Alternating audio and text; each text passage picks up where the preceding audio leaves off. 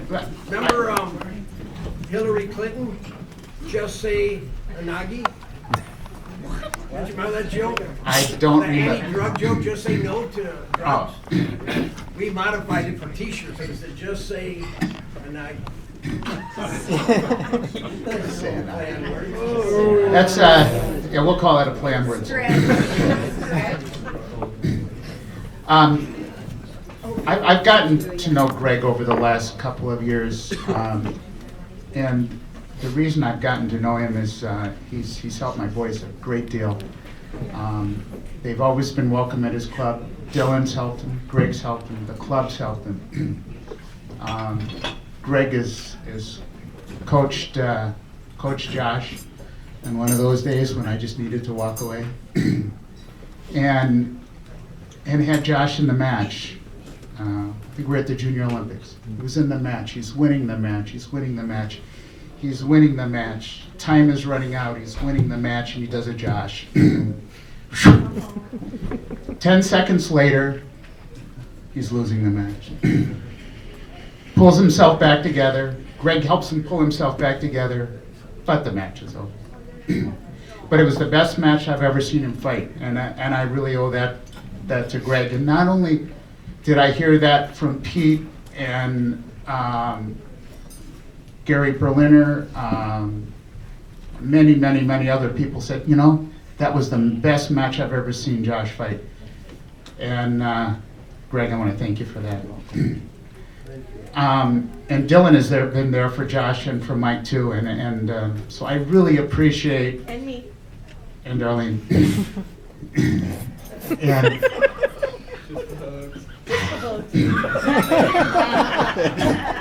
again, it's one of those where I'm not going there. So, Dylan, would you please? Love to.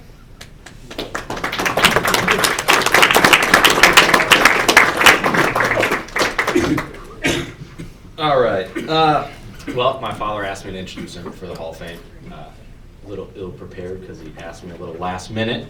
But quick story, a couple quick stories for you. I remember I was really little, before I ever got started in judo, and now judo is quite a big part of my life, as it is and was with my father and majority of you here.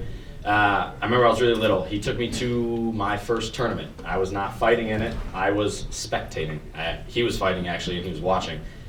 Or he was playing, I was watching. And I had seen it a few times here and there at clubs and whatnot, but I'd never actually seen my dad fight, ever. And as a little kid, you always look up to your parents, especially your father being a boy. And he fought, from what I remember, quite larger gentleman. And names not to be said, but he was a big guy. My dad looked a whole lot smaller, like David and Goliath out there. And I remember they bowed, stepped forward, and the ref says, Hajime, and I just looked up there and I'm like, Christ, he's gonna die. The first thing that I thought is, I'm going to the hospital after this match. And I'm watching, and all of a sudden, drop sale, boom, match is over. And I was like, wait a second, what just happened? And ever since then, I was hooked on judo. I started practicing. I took some time off, and now I'm back in it, or I have been back in it full time ever since then. And he's been a great inspiration to not just myself, but to all the kids that we work with, little kids on up to adults. I've seen a lot of people grow with the sport because of my father. It's quite a thing to watch, and me myself, I've made it quite a far way thus far, and I'm looking to make it even further with the help of him. And the late nights at the club, we go over there quite occasionally by ourselves and work this and that, little techniques here and there. And I've trained with a lot of top-ranked players in the world, from Alexei Budulin, Oli Bischoff. Tony Lettner is one of my main coaches now from Germany. And both Cohen brothers, RJ, Aaron, Erwin, and Steve Cohen. And I've been around quite a bit. And I must say, when you break down the fine points of every technique, everything he says is right there with the top guys. I mean, everything he says and he's taught me and he's broken down has directly transferred to everything that I've learned from international and Olympic level players, which is quite phenomenal to have a coach right in our backyard that knows that amount of judo. So it's it's an amazing thing. You know, I'm honored to be here with you guys. I love sitting down, talking old judo stories and hearing how it used to be back in the day and seeing how things have changed for the younger competitors that are here now and up and coming players. So it's an honor. I'd like to thank you guys. And you know, judo's a huge part of my dad's life. Always has been, always will be. All my friends, when they come over, I swear to God, every time they leave, they're like, do you guys talk about anything but judo? 90% of them don't even know what the sport is. But, you know, it's one of those things where we get home from judo and we're talking about judo. We sit down at dinner, we're talking about judo. We wake up in the morning and we're talking about judo. So it's an ongoing thing. It's not something that's just at the club, but it's outside of the club. And that's where I think my dad has really excelled, is that he's been able to think it through, not just on the mat, but outside of the mat. And that's one thing that I've picked up from him and that I try to pass on to everybody else that I've worked with and that I continue to work with, is that it's not just something that you do here in the moment. It's something that you think about 24/7. And in my opinion, and all the people I've worked with, I think he's hands down one of the best coaches I've ever had. So congratulations, Dad. Thank you.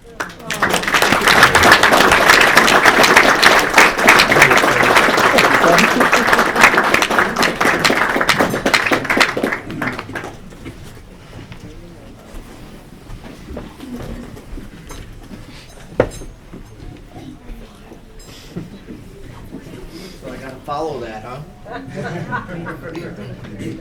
This is truly an honor for me. I appreciate it. The board, everybody in Wisconsin Judo, thank you very much. 10 surgeries, huh, Rick? I've had 2. I think it's time for that match.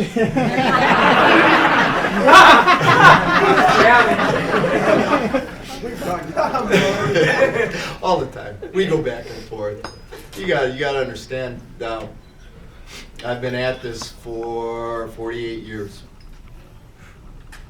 So, to most people, I can say longer than you've been alive, but not to this crowd.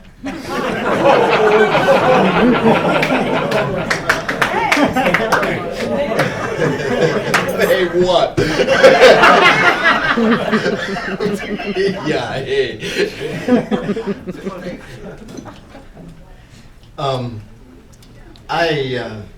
I actually don't have much to say. This is amazing to me. Judo, as my son has said, judo's been my life.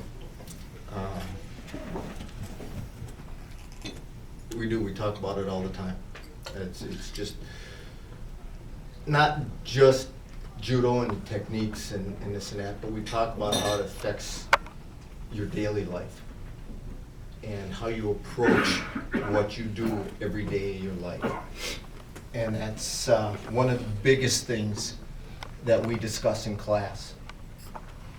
And one of the things I talk about with the parents, you know, when parents come in and new parents and they're scouting out, is this a club for us?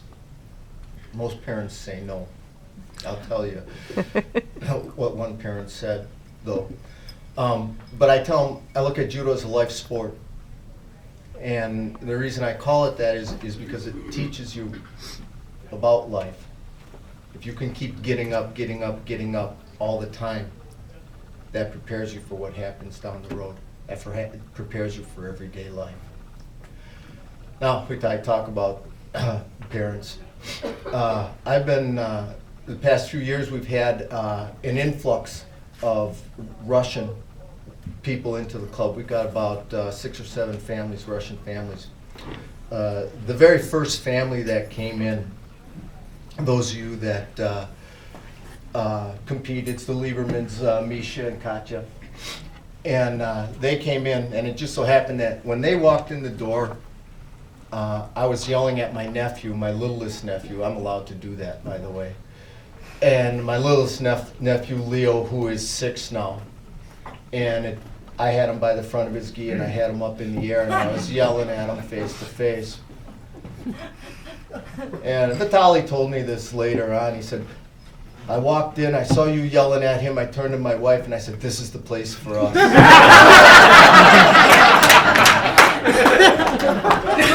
So to each his own. But what can I tell you? Things haven't changed much since that time. So again, thank you very much, everybody. This is truly very